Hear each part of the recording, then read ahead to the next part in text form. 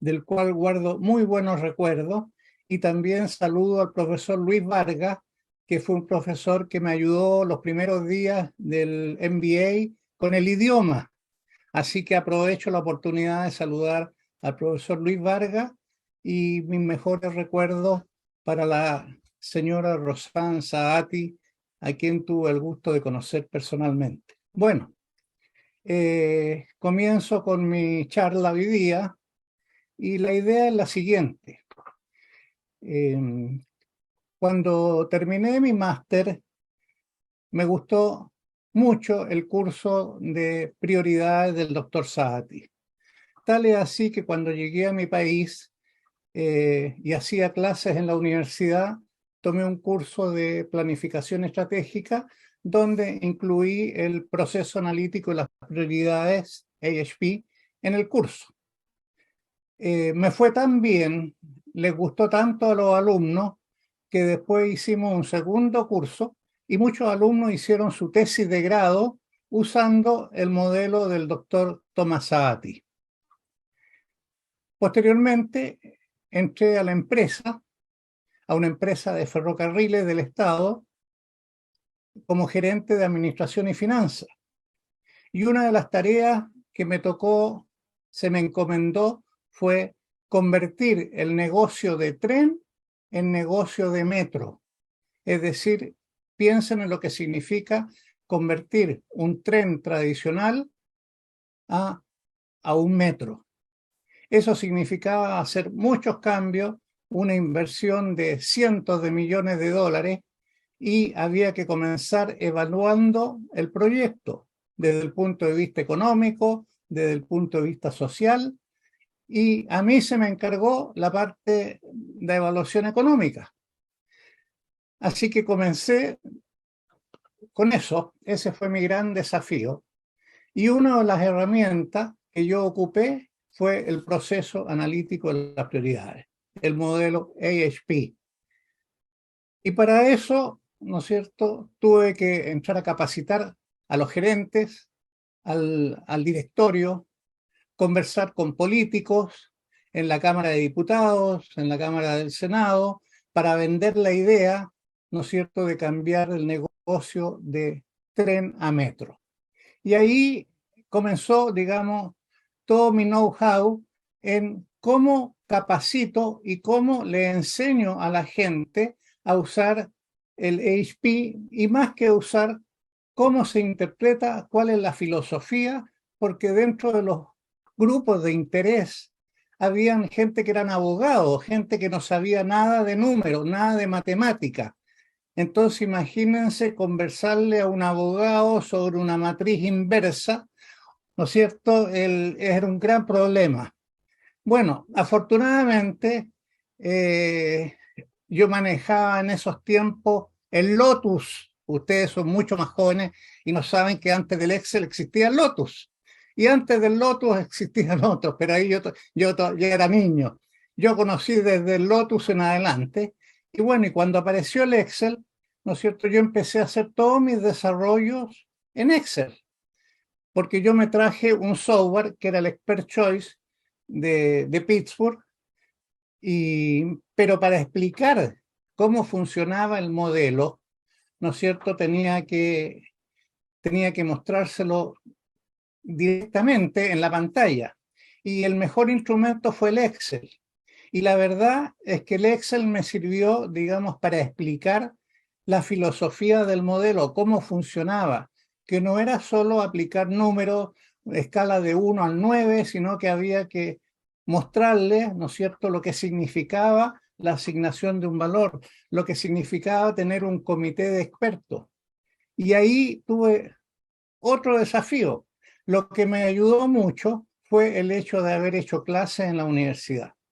El hecho de haber hecho clase me sirvió como, cuando trabajaba con el comité de expertos, me sirvió el rol de facilitador.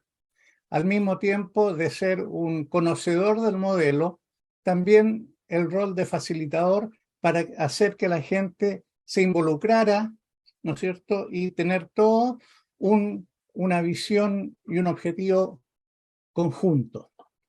yo diría que ese es un poco el preámbulo de mi charla hoy día. Yo no vengo a enseñar el AHP, no vengo a enseñar el ANP, porque seguramente ustedes saben mucho mejor que yo cómo funciona el AHP y cómo funciona el ANP. Yo lo que sé es cómo se aplica, cómo convenzo a los empresarios, cómo convenzo a los grupos de presión, a la empresa para aplicar el modelo, ¿no es cierto? Y cuáles son las grandes virtudes que tiene. Así que mi exposición va a basarse, ¿no es cierto?, en cómo yo capacité e involucré a empresarios y a grupos de interés, ¿no es cierto?, en el uso y la aplicación del modelo. Ahora, ¿cómo lo voy a hacer? En la primera parte voy a explicar lo que es el AHP y después voy a entrar rápidamente al ANP, pero al mismo tiempo, ¿no es cierto?, quiero mostrarles cómo lo hacía, ¿no es cierto? Antes de entrar directamente al modelo del doctor Saati, yo les conversaba un poco cuál era el objetivo. Bueno, y aquí el objetivo, ¿cuál es? El objetivo es, ¿no es cierto?, seleccionar una estrategia. Entonces vamos a crear una estructura jerárquica en el cual el objetivo final es elegir una estrategia. Ese, ¿no es cierto?, es la alternativa, los elementos finales. Pero comencemos, ¿no es cierto?, hablando un poco de estrategia. Hablemos un poco de estrategia.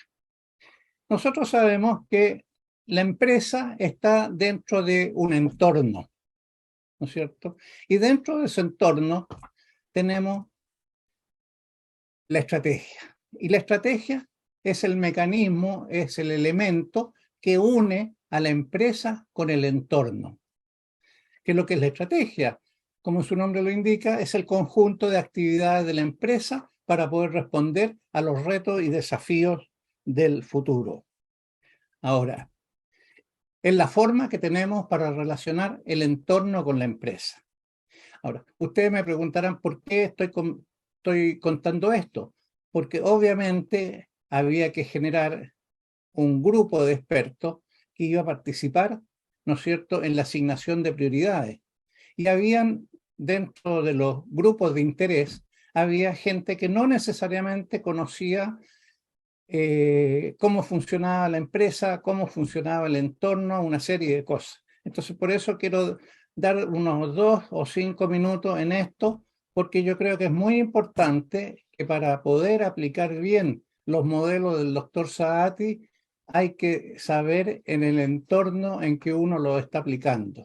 Bueno, pero dentro de la empresa tenemos los grupos internos y dentro del entorno tenemos lo que llamamos los grupos externos. ¿Quiénes son los grupos internos? Los grupos internos son básicamente, ¿no es cierto?, los accionistas, la junta directiva, los trabajadores o empleados, la gerencia. Y dentro de los grupos externos tenemos, por ejemplo, el gobierno, los clientes, la competencia, la sociedad, etcétera. Son todos esos grupos que se involucran en una estrategia. Ahora, ¿por qué estoy conversando este tema? Porque nuestro modelo va a ser seleccionar una estrategia. Y para eso vamos a usar como criterio los grupos de interés que están involucrados en la selección de esta estrategia. Pero antes de entrar a eso, una empresa, ¿qué es lo que tiene? Primero que nada, tiene una visión, tiene una misión y tiene objetivos estratégicos. ¿Qué es la visión? La visión, siempre yo le decía a mis alumnos, la visión es el sueño. Es el sueño que a lo mejor un pequeño empresario o un grupo de inversionistas tiene con respecto a un futuro negocio. Y ese sueño es la visión. Incluso uno como persona, yo como estudiante, yo ya tenía una visión. ¿Cuál era mi sueño? ¿Qué es lo que yo quería hacer? Mi sueño era ser gerente de una empresa. Ese era mi sueño cuando tenía 18, 19 años. Y sabía que tenía que hacer un montón de cosas para poder conseguir ese sueño. Bueno, y de ahí hablamos, ¿no es cierto?, La visión es el sueño.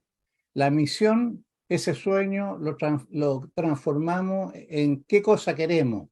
Y por lo tanto nos fijamos objetivos estratégicos, que es cómo conseguir lo que queremos. Ahora, una cosa es importante: la ética, la responsabilidad social y la forma de hacer negocio. Es algo que siempre tiene que estar presente en nuestra conducta personal, en nuestra conducta laboral, en la empresa, en el entorno, en las 24 horas de nuestra vida. Eso es lo que la vida a mí me enseñó y trato de usar, voy a usar hasta el último día. Ahora, ¿cuáles son los macroobjetivos de la empresa? Los macroobjetivos son básicamente mejorar el rendimiento y optimizar los recursos y las capacidades. Ahora, ¿cuáles son los niveles de la empresa? Tenemos un nivel corporativo, tenemos un nivel competitivo y tenemos un nivel funcional. ¿Y cuáles son los objetivos? El nivel corporativo, el objetivo es la creación de valor. El competitivo, las ventajas competitivas, sustentables, y el funcional, obtener rentabilidades. Entonces, de a poco comenzamos con la empresa, el entorno, tenemos, ¿no es cierto?, los grupos de interés, internos, externos, los objetivos, y tenemos también las fortalezas y debilidades. La empresa tiene fortalezas y tiene debilidades. Y el entorno nos presenta amenazas y oportunidades, ¿no es cierto? Ahora, ¿qué es lo que pasa? Resulta que ese entorno, ¿cuáles son los factores del entorno que generan incertidumbre? Voy a nombrar algunos: la globalización de la economía, la aceleración del cambio tecnológico, los cambios en los valores culturales, la inteligencia artificial, la pandemia y la pospandemia, los efectos que tuvo la pandemia en el mundo y los efectos que sigue teniendo actualmente. Y se habla de que nosotros estamos viviendo tiempos VUCA: B de volátil, U de incertidumbre, C de complejo y A de ambiguo. Entonces, bueno, son elementos que uno tiene que tener absolutamente claro antes de entrar al modelo. O sea, uno tiene que saber cuál es su macroentorno y su microentorno donde nosotros vamos a tomar decisión. ¿Cuál es la decisión? Seleccionar una estrategia. Bueno, desde el punto de vista de los grupos de interés, una estrategia aceptable si, primero que nada, crea valor o rentabilidad. Tenemos claro cuáles son los riesgos y tenemos claro cuál es la reacción de cada grupo de interés con respecto a los riesgos políticos que se están corriendo. Ahora, desde el punto de vista de la estrategia, de alguna manera hemos hablado de los criterios, que son los grupos de interés que vamos a usar. Entremos ahora a las alternativas. Las alternativas van a ser las distintas estrategias. Básicamente tenemos dos tipos de estrategias: estrategias de corto y mediano plazo y estrategias de largo plazo. ¿Cuáles son las estrategias en general de corto plazo? Básicamente tenemos la estrategia de consolidación, desarrollo de productos, desarrollo de mercado y diversificación. ¿No es cierto? Como la hoja lo indica ahí, podemos trabajar con los mismos productos, con nuevos productos, con los mismos mercados o distintos mercados. Según la combinación, vamos a hablar de consolidación, desarrollo o diversificación. Y tenemos, ¿no es cierto?, desde el punto de vista del largo plazo, podemos hablar de una estrategia de integración vertical y de una estrategia de reestructuración. La integración vertical, como su nombre lo indica, tiene que ver con nuevos negocios relacionados con el producto, y la reestructuración generalmente se refiere a lo mejor a un cambio de negocio y dejar uno o más negocios. Esas son, ¿no es cierto?, las estrategias. Conversemos un poco con respecto a los grupos de interés. Los grupos de interés, básicamente, hay tres tipologías: grupos de interés que tienen poder, grupos de poder que tienen legitimidad y grupos de poder que tienen urgencia. Los grupos de poder son aquellos que tienen la capacidad de imponer sus condiciones y expectativas sobre los demás. Los de legitimidad son aquellos que tienen fuerza y reconocimiento y aceptación y que tienen un respaldo jurídico o normativo y que les asegura, ¿no es cierto?, el poder actuar sin mayores problemas. Y por último tenemos los de urgencia, que son aquellos grupos que ponen prioridad y que siempre están apurados en las respuestas y están siempre, quieren la solución en forma inmediata. En general, ¿no es cierto?, los distintos grupos uno los puede formar en este gráfico que tenemos acá. Si ustedes se fijan, los grupos que tienen las tres categorías, ¿no es cierto?, son básicamente, que llamamos definitivos, los clientes, la junta directiva y los gerentes. Esos son los grupos que básicamente tienen poder, legitimidad y urgencia. Diría que de alguna forma son los grupos más poderosos. Y después tenemos las otras 6 características. Tenemos, por ejemplo, lo que yo llamo grupos peligrosos, que son, por ejemplo, las comunidades, pero que presentan alguna amenaza, que es distinto a los dependientes, que son, por ejemplo, los trabajadores y aquellas comunidades, pero que no presentan mayores problemas. Y en fin, ustedes pueden ahí ver, ¿no es cierto?, los distintos grupos de poder. Bien, hecho, ¿no es cierto?, esta pequeña introducción con la estrategia y los grupos de interés, entremos a la asignación de prioridades. Pero bien, antes de entrar a la asignación de prioridades, les quiero recordar y les quiero mostrar un ensayo del doctor Saati sobre cómo el juicio y la medición son diferentes en la ciencia y en la toma de decisiones. Puse el nombre y la fecha porque a lo mejor ustedes lo pueden encontrar en Google. Yo lo bajé de ahí y es muy interesante. ¿Qué es lo que dice el doctor Thomas Saati? El doctor Thomas Saati decía que en la organización primero se hacen los juicios subjetivamente, reuniones, focus group, etc. Y después se hace la asignación de prioridad objetivamente, ya sea en base a la importancia, preferencia o posibilidad. Esta parte es tremendamente importante. ¿Por qué? Y aquí está el rol de 2 personas, que pueden ser 2 o puede ser una. Me refiero al rol del facilitador, es decir, la persona que coordina toda esta cosa, pero también está el rol de la persona que capacita a las distintas personas que forman parte del comité de interés, del comité de expertos, y que son del grupo de intereses, ¿no es cierto?, donde hay que capacitarlo y explicarle en qué consiste la tarea que ellos tienen que hacer. Hay que explicarles cómo funciona el modelo y todo ese tipo de cosas. Bueno, a mí me tocó ese doble papel de facilitador, entre comillas, y también de profesor, de enseñar, ¿no es cierto?, cómo funcionaba el modelo, ¿no es cierto? Ahora, cuando trabajaba en la empresa y aplicábamos el modelo, yo tenía el problema de ser una persona, tenía que ser neutro. Como facilitador, tenía que ser la persona más imparcial y no darle preferencia a ningún grupo de interés porque se desvirtuaría, ¿no es cierto?, el modelo. Por suerte, lo pude hacer sin mayores problemas, gracias a mi experiencia académica. Yo creo que la experiencia académica es fundamental cuando uno llega después a trabajar en la empresa, ¿no es cierto?, y empieza a aplicar las cosas que uno aprendió, en particular el modelo del doctor Thomas Saati. Bueno, y lo segundo, que en el ámbito científico es al revés. Primero se hace la asignación de prioridades objetivamente y enseguida se hace la interpretación subjetiva, donde la prioridad viene al final. Ahora, como a mí me interesa, digamos, asignar las prioridades en la organización, ¿no es cierto?, quiero recalcar lo siguiente.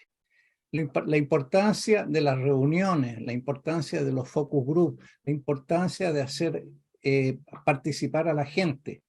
Nosotros estábamos acostumbrados a trabajar con un organigrama vertical Bueno, una de las cosas que yo descubrí es que cuando estábamos trabajando en la implementación del modelo y antes de asignar prioridades, ¿no es cierto? Además de las reuniones focus group, teníamos que juntarnos con trabajadores y empleados de ferrocarriles.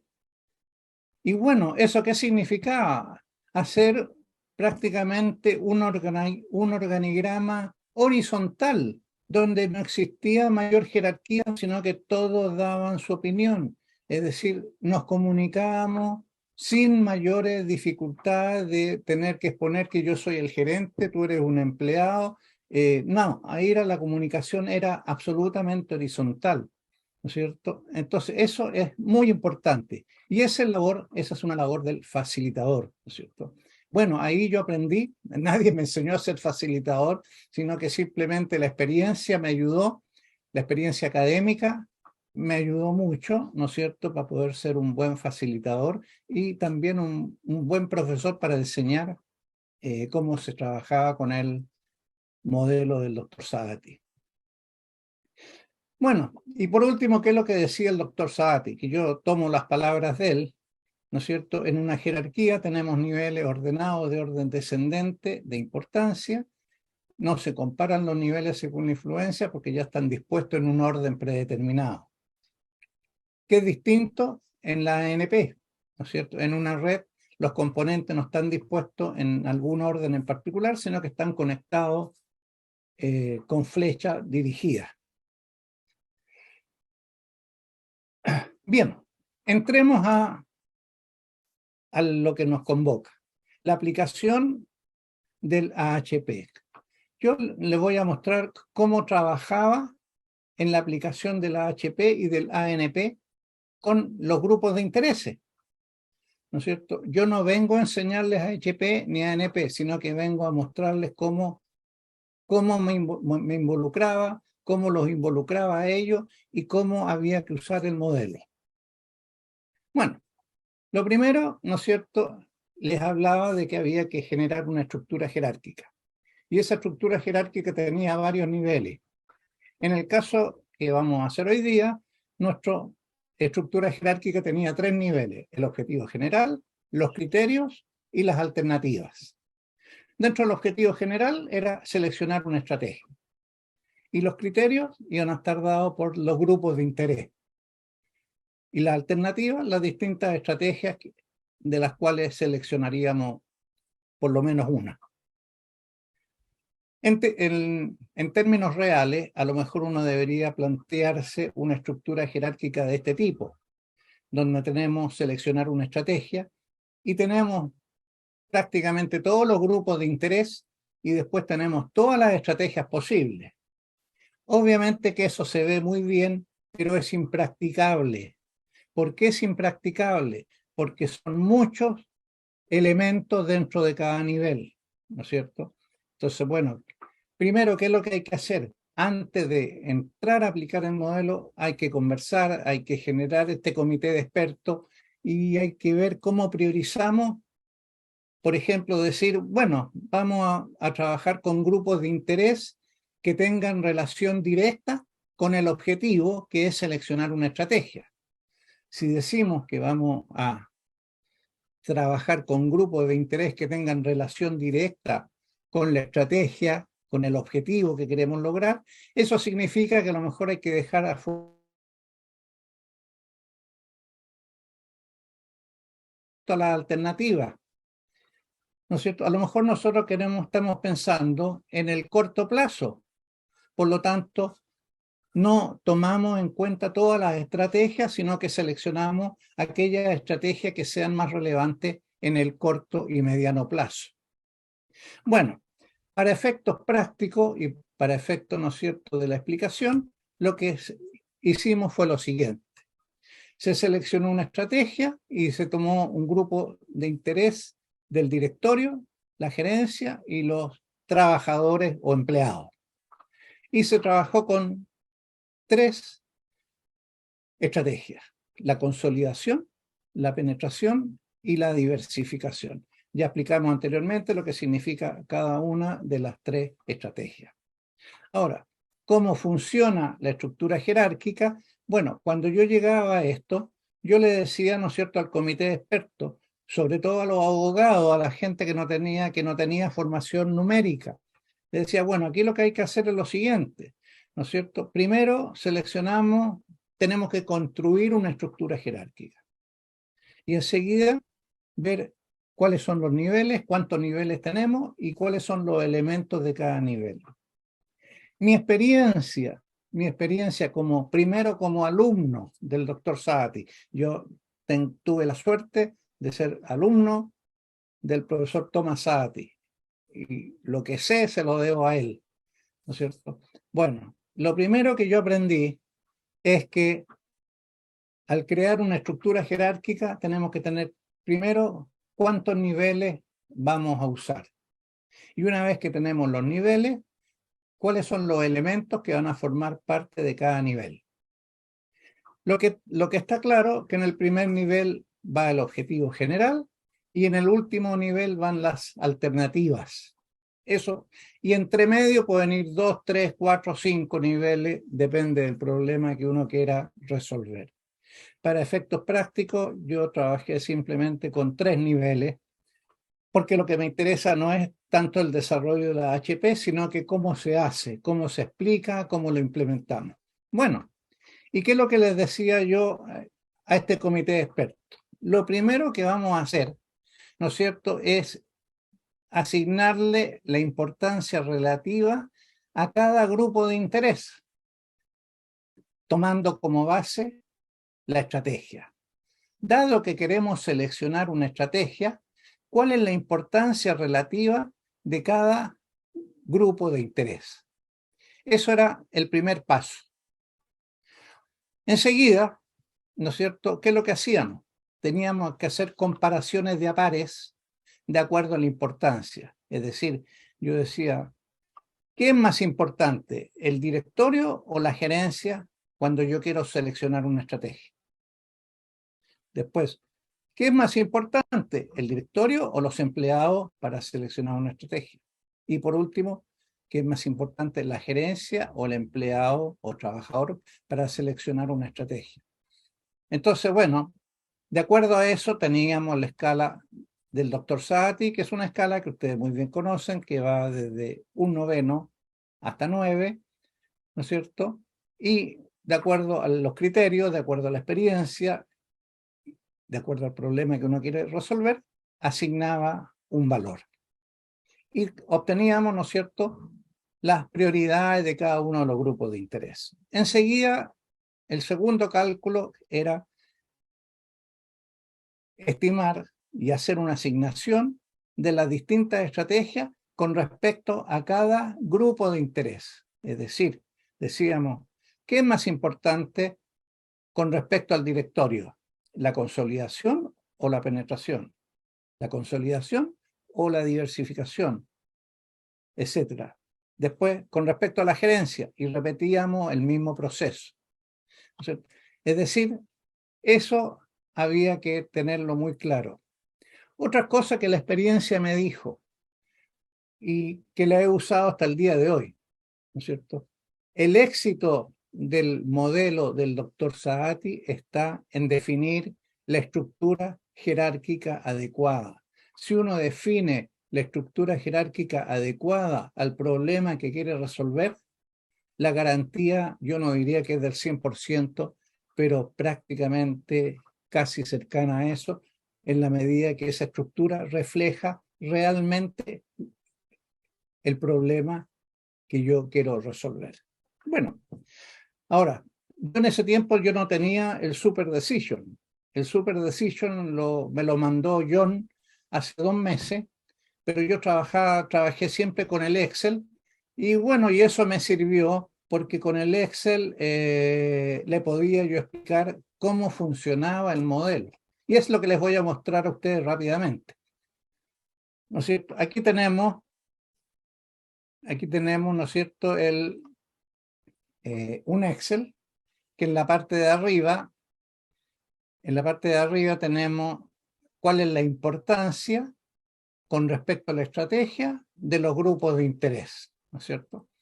la importancia de los grupos de interés respecto al objetivo general, es decir, la importancia que el directorio, la gerencia y los empleados tienen con respecto a la selección de la estrategia. Y bueno, se hacían las evaluaciones, las asignaciones y teníamos, ¿no es cierto?, las prioridades. En este caso nos dio una inconsistencia del 0%.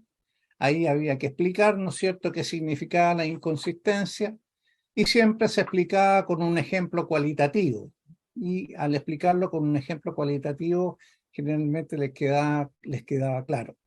Y enseguida venía el segundo paso, ver cuál es la importancia de cada estrategia con respecto a cada grupo de interés. Y aquí tenemos, ¿no es cierto?, en el primer caso, con respecto al directorio, cuál es la importancia de la consolidación respecto a la penetración, la consolidación respecto a la diversificación y por último la penetración con respecto a la diversificación.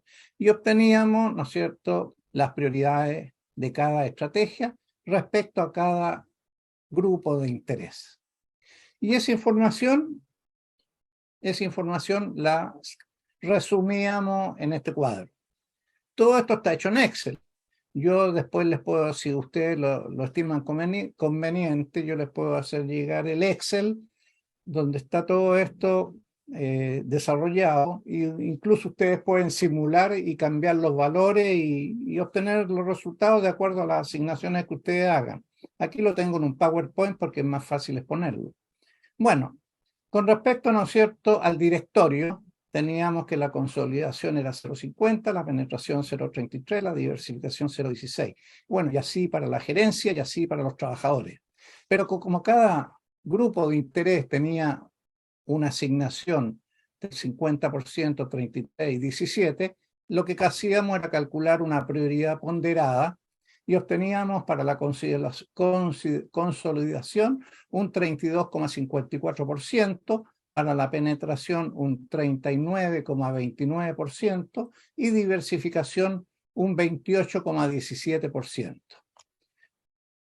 Y eso se hacía en Excel, eso uno colocaba simplemente los valores y aquí calculaba la prioridad ponderada. Y tenemos, ¿no es cierto?, los resultados de nuestro modelo AHP, donde la consolidación tiene una ponderación de 32,54, penetración 39,29 y diversificación 28,17. De acuerdo a eso, ¿no es cierto?, a lo mejor la estrategia que había que llevar a cabo era la penetración. Y eso es cómo funciona el modelo AHP y explicado de la mejor forma con un Excel. Después, ¿qué es lo que hice? Cuando me llegó el Super Decision, simplemente tomé los datos y aquí tengo la solución en el Super Decision para comprobar, digamos, que lo que yo hice en el Excel correspondía. Bueno, y en las últimas asesorías que he hecho, como ya tengo el Super Decision, ¿no es cierto?, les muestro el análisis de sensibilidad que se puede hacer y lo que significa cada elemento del programa. Bien, vamos ahora al ANP. ¿Qué es lo que vamos a hacer aquí? Vamos a resolver el mismo caso anterior, pero usando las redes, ¿cierto? Es decir, ya no hablamos de una jerarquía, sino que hablamos, ¿no es cierto?, de una red en la cual tenemos, ¿no es cierto?, una red del directorio de los grupos de interés hacia la estrategia, pero también, ¿no es cierto?, de las alternativas hacia los grupos de interés. Y tenemos flechas con doble sentido. Y tenemos los bucles de cómo se influencian cada elemento dentro de los grupos de interés, cómo se influencian cada elemento dentro de las estrategias. Vamos a comenzar con este análisis, es decir, cómo influyen, ¿no es cierto?, las alternativas en los criterios, ¿no es cierto? Es decir, vamos a trabajar con esta situación. Es decir, vamos a ver la importancia de los grupos de interés, nivel 2, respecto a las estrategias. Bueno, y aquí tenemos, ¿no es cierto?, se hacen las asignación de prioridades y tenemos la asignación para cada grupo de interés según consolidación, según penetración y según diversificación. Tenemos esa información, la dejamos ahí y nos vamos ahora a bucles, ¿no es cierto? Analizamos cuál es la importancia con respecto al directorio, con respecto a gerencia, con respecto a los trabajadores, con respecto a la gerencia, con respecto a trabajadores, después con respecto a gerencia y con respecto a trabajadores. Y obtenemos, ¿no es cierto?, la retroalimentación, es decir, cuál es la influencia de los grupos de interés. Y tenemos aquí, ¿no es cierto?, sus prioridades. Y por último, tenemos, con respecto a la alternativa, ¿no es cierto?, cuál es la importancia de las estrategias y cómo se autoinfluencian, ¿no es cierto? Y tenemos sus prioridades para cada uno de los tres casos. Bien, fíjense ustedes ahora en lo siguiente. Si nosotros construimos una matriz que tiene esta forma, que tiene 6 filas y 6 columnas, aquí voy a ser un poco cuantitativo, ¿no es cierto? Pero no me queda otra alternativa, porque voy a entrar al super decision, ¿no es cierto? Tenemos la primera fila, que es el directorio, la gerencia, los trabajadores. Después tenemos las estrategias, consolidación, penetración y diversificación. Y en las columnas tenemos los mismos, los grupos de interés y las estrategias. Pero esta matriz la podemos dividir en 4 submatrices. La primera, que son las prioridades de las alternativas respecto a los grupos de interés. Esta es la que se hizo cuando estábamos trabajando en el AHP. Después tenemos las prioridades de los grupos de interés respecto a las alternativas, que fue la primera que vimos. Después tenemos la del bucle de los grupos de interés y el bucle de las estrategias. Es decir, tenemos las 4 submatrices con toda la información. Es lo que se llama la supermatriz no ponderada, ¿no es cierto? Y aquí está, ¿no es cierto? Tenemos la supermatriz no ponderada. Tenemos la primera, ¿no es cierto?, que es el directorio, gerencia, trabajadores. Después tenemos consolidación con respecto al directorio. Tenemos después las estrategias con respecto a los grupos de interés. Y después tenemos el bucle de estrategias, el bucle de grupos de interés. Pero si ustedes se fijan, esta suma 2. Por lo tanto, lo que tenemos que hacer es recalcular esto, y es muy fácil porque simplemente dividimos por 2 cada elemento de la matriz, ¿no es cierto? Y tenemos esta matriz de 6 por 6. A esta matriz le vamos a llamar matriz M, ¿no es cierto? Y aquí yo me ahorro el cálculo, tenemos la matriz M al cuadrado, y luego de elevarla a su vez al cuadrado, a la cuarta, a la octava, a la 16, a la 32 y a la 64. Y cuando llegamos a la elevación al 64, tenemos, ¿no es cierto?, que todos los elementos, todas las columnas son iguales. Y obtenemos, en otras palabras, la matriz límite. Nótense que esto lo hemos hecho usando el Excel. Aquí yo no he usado para nada Super Decision.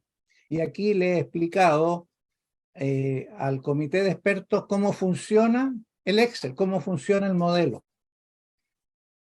Con los expertos que tenían formación numérica, matemática, no hubo ningún problema. Y con la gente que no lo conocía, usaron un poco la fe, me creyeron, y lo importante era que entendieran lo que significaba al final la matriz límite. ¿Qué es lo que sabían ellos? Bueno, si el Excel lo calcula, para eso está el Excel y yo no me hago mayores problemas, decían. Bueno, y aquí tenemos, ¿no es cierto?, los valores de la matriz límite. Pero si ustedes se fijan, la suma es 1. Y tenemos directorio, gerencia y trabajadores, que es 01325, 01826 y 01849. Y esto tenemos que hacerlo que sume 1. Por lo tanto, lo que simplemente hacemos es multiplicar por 2, ¿no es cierto? 0,13 por 2, 0,26, 0,18, 0,36, 0,1849, 0,3698. Lo mismo acá, 0,1173, 0,18, 0,36 y 0,20, 0,40. Y esto tenemos la solución por ANP usando el Excel, ¿no es cierto? Todos felices, todos contentos, pero vamos al Super Decision. Aquí tenemos, ¿no es cierto?, la información del Super Decision, donde tenemos la información de consolidación, penetración y diversificación. Y aquí tengo un resumen de los dos análisis del AHP y del ANP con estas variaciones. Bueno, esa es la forma en que yo aplico el AHP y el ANP, ¿no es cierto? Primero con mis alumnos y hoy día en las asesorías, ¿no es cierto?, que hago respecto al tema asesoría en planificación estratégica, donde hacemos uso del AHP, del ANP, de los beneficios, oportunidades, costos y riesgos, es decir, trato de aplicar de la forma de lo que más pueda, ¿no es cierto?, las ventajas que presenta el modelo del doctor Saadati. No quiero abusar del tiempo, creo que estoy más o menos, así que les agradezco su atención, espero que no se hayan aburrido y estoy abierto a cualquier consulta. Si alguien necesita que le envíe el PowerPoint o el Excel, por favor me lo pueden pedir. Ahí está mi email, alvear.raul@gmail.com, y está mi página web. Y muchas gracias por su atención y quedo abierto a las preguntas.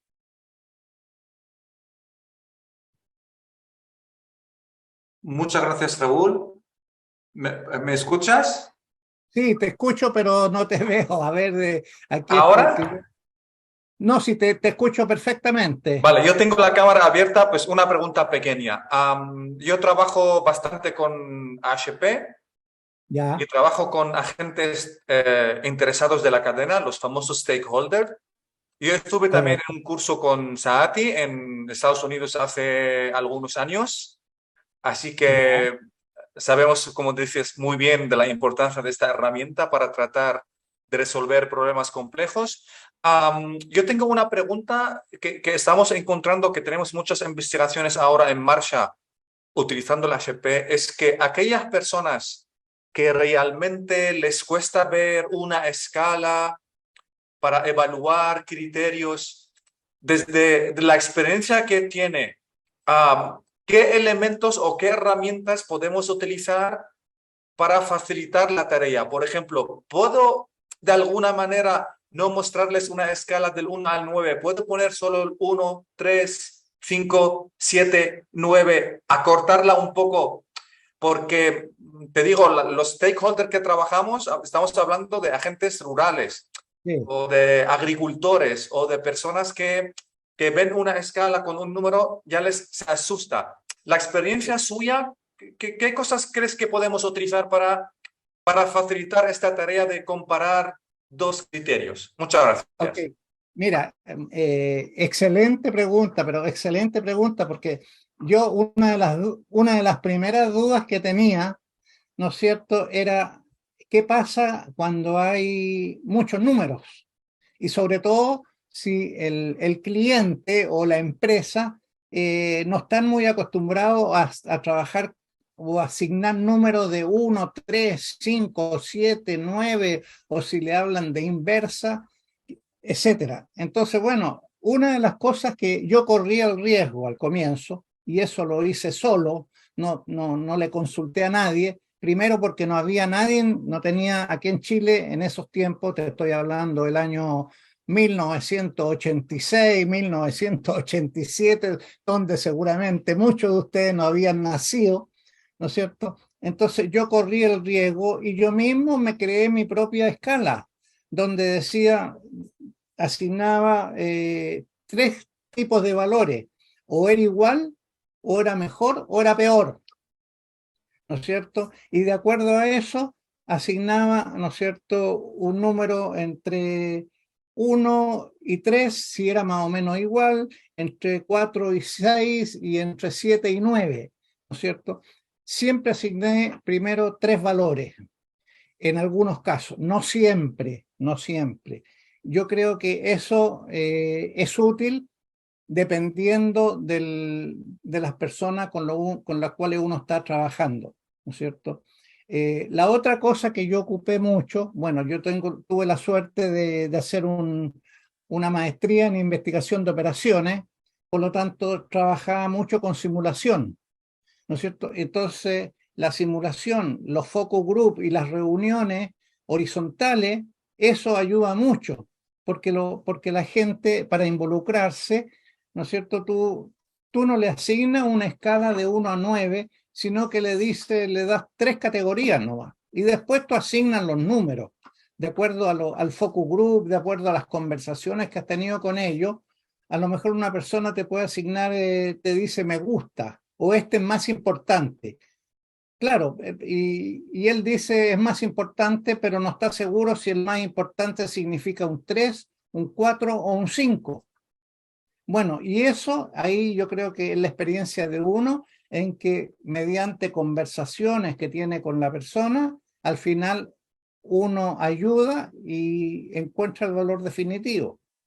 En el fondo, para no seguir alargándome y no aburrirte, yo tengo aquí dos tipos de respuestas. Una, directamente uno asume el riesgo y trabaja con una escala, por decirte, de 4 valores, 3 o 4 valores. Y la otra es, a partir de esa escala, mediante conversaciones, mediante información adicional, uno puede dirigir un poco a que la persona se decida por un número, ya sea, piensa que 7, pero a lo mejor ese 7 en el fondo él está pensando en un 9, pero no sabe cómo decirlo. No sé si te aclaro la pregunta. Totalmente aclarado, muchas gracias. No sé si hay más preguntas. Un comentario. Hola, ¿qué tal? Hola, Eh, mira, cuéntame, la verdad que no veo nada. respecto a la pregunta que hacían anteriormente, también a mí en mi caso me ha funcionado que hay personas que entienden mejor la escala en palabras, verbal, en vez de la numérica. O sea, que se les No, lleva, que se les da mejor. Puede sí, ser una oportunidad, gracias. Sí. Sí, eso está bien, utilizar palabras en vez de los números y si la cortas también mejor que mejor. por supuesto, no, cuando yo te estoy hablando, cuando yo digo de números, todo eso yo lo estoy conversando en palabras. Yo al final asigno el número, pero la persona emite sus juicios en palabras, siempre, siempre. Lo hice primero cuando hacía clase a mi alumno, le decía, no asignen números. Ellos eran ingenieros, entonces les decía, no jueguen con números, jueguen con el análisis verbal, asignen cómo califican la importancia. Es importante, no es importante, es levemente importante. No jueguen con números. Los números, lo último que se hace es lo que se coloca en el computador, pero siempre trabajen verbalmente. Toda la razón, siempre verbalmente.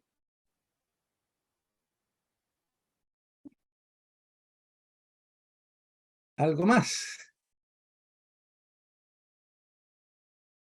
Sí, Presentación. Yo tengo una pregunta y es, ¿cómo gestionas cuando hay juicios demasiado inconsistentes? Y que a veces la persona que hace las valoraciones, claro, no, porque no conoce el modelo o no conoce la técnica, es difícil que entienda dónde está la inconsistencia o dónde se ve más la inconsistencia. En mi caso he tenido casos en los que la gente dice, pues no voy a cambiar y no quiero cambiar la valoración. ya, ya. Mira, con respecto a la inconsistencia, no es fácil explicarle a una persona que no es experta lo que es la inconsistencia. La inconsistencia uno la explica de alguna forma verbalmente, ¿no es cierto? Yo puedo decir que... Pero el problema, ¿cuál es? El problema es que la persona te da el análisis verbal, te da la asignación verbal, tú entras los datos al computador y resulta que obtienes una inconsistencia mayor al 10%. Entonces tú no le puedes decir a la persona, oiga, usted es un inconsistente, porque se enoja, ¿no es cierto? Entonces uno tiene que mostrarle y hacerle preguntas, oye, ¿no te parece que a lo mejor podría ser esto, esto, otro, en fin? O sea, a mí la experiencia me dice que uno como facilitador tiene que resolverle el problema a la persona que está haciendo la asignación. Cuando es un grupo el que está haciendo la asignación, que es la experiencia que yo tuve en la empresa, porque ahí era un grupo de personas que hacía la asignación. Imagínate tú las peleas que se armaban y las discusiones que se armaban para poder asignar un juicio. No asignaban números, sino que asignaban un juicio. Y yo como facilitador tenía que asignar un número, ¿no es cierto? Bueno, el problema es que cuando se producían inconsistencias, y casi siempre se producían inconsistencias, uno tenía que demostrarles con algún ejemplo práctico, ¿no es cierto?, dónde estaba la inconsistencia. Yo me acuerdo que el doctor Saati da algunos ejemplos muy triviales, pero que eran, a buen entendedor, pocas palabras. Entonces, si a ti te gustan, decía, los limones o la sandía a los limones y los melones a las naranjas, entonces tú deberías preferir esto y esto otro. Y bueno, ya a uno le quedaba muy claro. Y si era al revés, uno sabía que estaba haciendo inconsistencia. Yo te diría que la única solución es tratar de guiarlo a la persona que está haciendo la asignación a que a lo mejor pueda cambiar algún juicio verbal. Y si cambia ese juicio verbal, se produce ya, se saca la inconsistencia y el modelo pasa a ser consistente. Yo por lo menos lo hice así. Yo conversaba con la gente y trataba, por suerte muchas veces lo logré, trataba de que cambiaran un poco su juicio y lo cambiaban. Y con eso ya el modelo se hacía consistente. Perfecto, gracias. ¿Alguna otra pregunta?